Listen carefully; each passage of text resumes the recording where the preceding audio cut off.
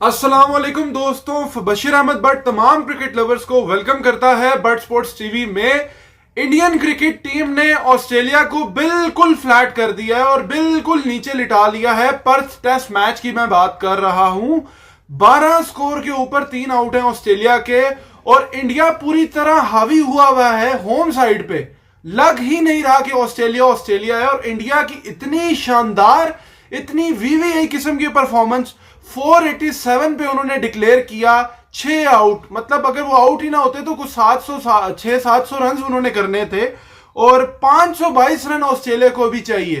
पहली इनिंग्स में बुरी उनकी परफॉर्मेंस, दूसरी इनिंग में फिर 12 पे 3 उनके आउट हैं और 534 का टारगेट ऑस्ट्रेलिया को दिया इंडिया ने, जिसमें विराट कोहली की सेंचुरी, शानदार सेंचुरी थी विराट कोहली की, अपनी तीसवीं उसने सेंचुरी की अपनी और कैरियर की। ऑस्ट्रेलिया से स्पेशल लव स्टोरी है विराट की, क्योंकि यहां विराट ने बहुत सारे रन्स किए हैं, एवरेज तगड़ा है, हमेशा परफॉर्मेंस कहीं ना हो, होम में ना हो, यहां पे परफॉर्म वो जरूर करता है और उसने किया।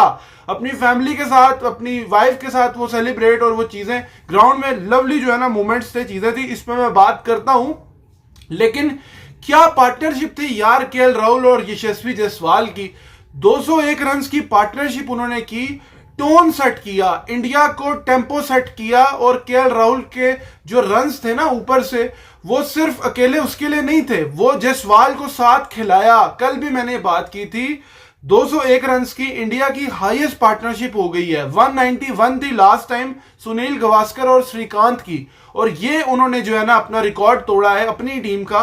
और बहुत बड़ी पार्टनरशिप थी जो कि मैच का टोन डिसाइड कर दिया उसने। अगर ये 200 पे इंडिया के 5 आउट होते तो शायद इंडिया स्ट्रगल करता, इतना रन ना करता, 350 पौने 400 करता, होता वो भी मुश्किल। लेकिन केएल राहुल ने 77 रन किए, अनलकी रहा, सो नहीं कर सका। लेकिन वो 77 बहुत शानदार थे। 200 रन की जो पार्टनरशिप लगी, फिर यशस्वी जायसवाल, वो लड़का 100 करता है, 150 करता है, 161 करता है और इतनी कमाल बैटिंग इतनी छोटी एज में उसने की। सारी तरफ वो शॉट्स खेलता है और उसको रोकना अनस्टॉपेबल जो है ना, उसको मतलब रोकना नामुमकिन हुआ था।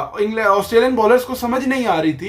पिछले मैच में 0 पे आउट हुआ, इस मैच में जिस तरह से उसने परफॉर्म किया, केएल राहुल खुश, क्राउड खुश, इंडियन टीम खुश, क्योंकि यंगस्टर जब परफॉर्म करता है तो उसके आगे आने वाले मैचेस, 4 मैच अभी पड़े हैं इसके बाद, उसमें वो क्या करेगा। जिसने पर्थ में ये कारनामा जो है ना सर अंजाम दिया और पहले में 0 पे आउट हुआ, उसके बाद यहां से जिस तरह उसने कम बैक किया, यंगेस्ट चौथा प्लेयर इंडिया का वो बन गया है एशियन। अगर आप उसमें देखते हो इंडिया के लिए स्पेसिफिकली 22 साल की एज में उसने किया। इससे पहले पंट भी सचिन रमेश तेंदुलकर ने भी किया, 18 साल की उम्र में पंट कर चुका है पहले। लेकिन यशस्वी यंग एज है, बहुत जो है ना बड़ी अचीवमेंट होती है किसी भी यंगस्टर के लिए अपनी टीम के लिए परफॉर्म करना।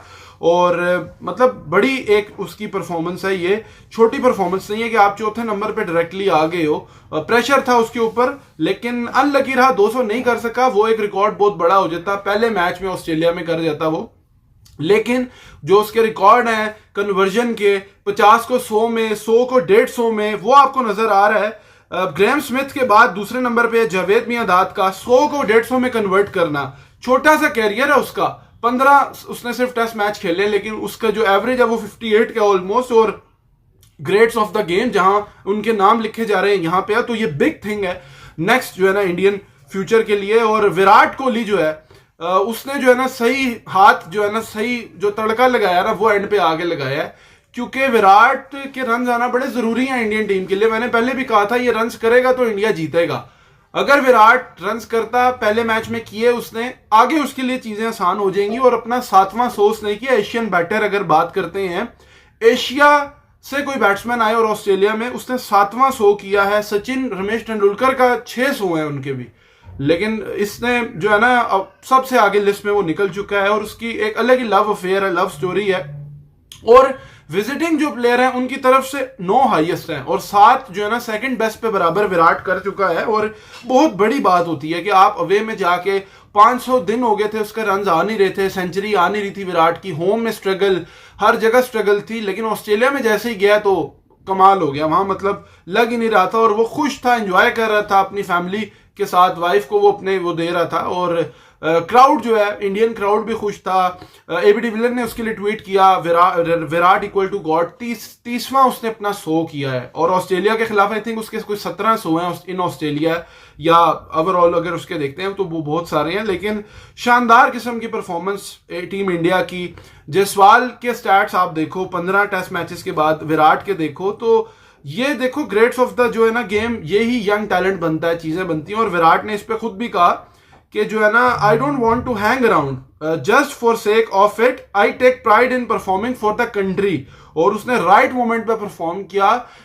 534 रन करना is not a piece of cake, not a joke.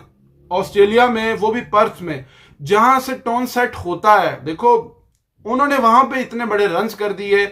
Bowling में उनको थकाया, इतना थकाया कि उनकी हालत बिगाड़ दी ऑस्ट्रेलियन बॉलर्स की। लॉयन ने 40 ओवर को 39 ओवर कर दिए। 25-25 ओवर पैट कमिंस कर रहा है। स्टार्क जो है वो थक रहा है, नजर आ रहे हैं शोल्डर गिरे हुए, हुलिये बिगड़े हुए हैं। हेजलवुड जो है मतलब आउट ही नहीं वो कर सके। ओपनिंग जो है ना इंडिया की वो की थी, उसी ने प्लेटफॉर्म सेट किया। अनलकी रहा जो है ना ऋषभ पंत, वो जल्दी थोड़ी कर गया, वो भी रन्स कर सकता था, वो तेज खेलता है, वो बड़ा डेंजरस हो सकता और रन्स ऐड हो जाते। पादिकल जो है वो भी आउट हो गया। जुरेल नहीं ज्यादा कर सका, लेकिन नीचे से नीतीश भी बड़ा पॉजिटिव नजर आया। शायद अगर विराट थोड़ा और जो अपना 50 किया उसके बाद थोड़ा सा स्लो डाउन था, वहां अगर तेज होता तो शायद आज इनके और आउट होते। अगर बात करता हूं मैं ऑस्ट्रेलियन टीम की, उनकी विकेटों की, लेकिन बहुत पिद्दी लगवाई ऑस्ट्रेलियन जो है ना बॉलर्स को, और उनकी हालत पहले मैच में ही गैर कर दी। बॉलिंग की बात करें तो इंडिया जो है वो छोटा सा उनको 4 ओवरों का एक गेट मिला, एक टाइम मिला, उसके अंदर 3 आउट कर दिया। आप यहां से अंदाजा करो। मैक्सवेल चलती फिरती विकेट, बाहर बुमराह ने निकाला, एकदम अंदर लेके आया, उसको आउट किया। उसके बाद कमिंस आया कि कप्तान हूं करूंगा, लेकिन लेग्स थकी हुई थी प्लेयर्स की, कोशिश कर रहे थे नाइट वॉचमैन के तौर पे जाएं, चीजें करें, लेकिन बुमराह जो है ना वो नहीं छोड़ता। बुमराह बिल्कुल आपको खा पी जाता है, और उसकी आगे की लेंथ बाहर निकालता है, फिर अंदर लाता है, बहुत मुश्किल है। क्रैक्स ओपन हो रहे हैं। लॉयन भी जब बॉल करता है, बॉल लो रह रहा है, कुछ क्रैक पे पड़ के अनइवन पिच बिहेव करेगी, और यहां पे इतने बड़े रन चेस तो नहीं होते, लेकिन करीब जाना भी मुश्किल है ऑस्ट्रेलिया के लिए। और जितनी तारीफ आप करो बुमराह की उतनी कम है। और लबुशेन की समझ नहीं आई वो क्या करना चाहता था, लीव कर दिया। जब आप बॉल को लीव करते हो ना, बहुत सारे जो है ना फैंस पाकिस्तान से या अक्रॉस जो भी हैं बात कर रहे हैं कि ये आउट क्यों है, pitching outside of, impact outside तो आउट नहीं होता अगर एम्पायर उसको दे भी दे। बात ये है कि उसने खेली नहीं शॉट, अगर वो शॉट ऑफर करता, खेलता ना, तो वो फिर एम्पायर्स उस पे वो कहते हैं कि जी पिचिंग आउटसाइड ऑफ से है ना, तो नहीं होगा। लेकिन उसने शॉट ही नहीं खेली, और लबुशेन का ये प्रॉब्लम है। और ऑस्ट्रेलियन बैटिंग बुरी तरह फंस चुकी है इस टाइम। और कल नया बॉल होगा, बुमराह आएगा, और लगता यही है कि वंस अगेन कोलैप्स करेंगे। 200 करते हैं, 150 करते हैं, 300 करते हैं। इज्जत बचाने की खातिर खेलना पड़ेगा ऑस्ट्रेलिया को। नहीं खेलेंगे तो हालात इनके आगे आने वाले टाइम में, बॉलर्स इनको पिदी लगवानी पड़ेगी इंडिया के बॉलर्स को थोड़ा, ताकि बुमराह वगैरह अगले मैचेस के लिए थोड़ा सा उनको भी हो, नहीं क्योंकि उनकी बॉडीज बिल्कुल फ्रेश है। बुमराह ने सिर्फ 18 ओवर किए थे, अभी वो 2 ओवरों में 2 आउट कर गया, 7 विकेटें मैच में ले गया है। अब जो मैच की अगर बात करते हैं तो 12-3 है। यहां से ऑस्ट्रेलिया अब सिर्फ प्राइड के लिए खेलेगा ये मैच। जीतना यहां से 2 दिन का टाइम है, या तो 1.5 दिन ऑस्ट्रेलिया बैटिंग कर जाए तो हम कह सकते हैं कि भी हो जाएगा। स्मिथ जो है वो यहां से 200 कर जाए, 150 कर जाए, या 3 बंदे इनके 100 कर जाए, नीचे से कुछ रन आ जाए तो कुछ चांस है, लेकिन नजर आता नहीं है। ये बहुत मैसिव टोटल इंडिया ने किया। और क्या कोई सोच सकता था कि न्यूजीलैंड से हारने के बाद होम में इंडिया इस तरह से जो आएगा, और वो यहां पे पर्थ से ऐसा टोन सेट करेगा कि उसका आगे जो है ना, अभी शामी ने आना है, अभी रोहित पहुंच गया, उसने आना है, तो टीम एक नेक्स्ट लेवल पे इंडिया की परफॉर्मेंस उसकी हो जाएगी। क्योंकि आगे 4 मैचेस हैं, नाइट मैच भी आएगा, चीजें होंगी।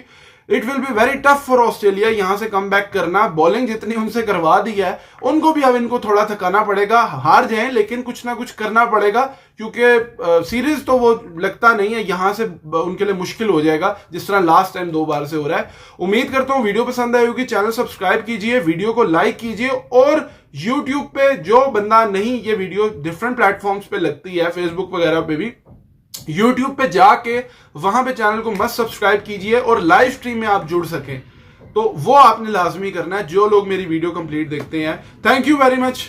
अल्लाह हाफिज।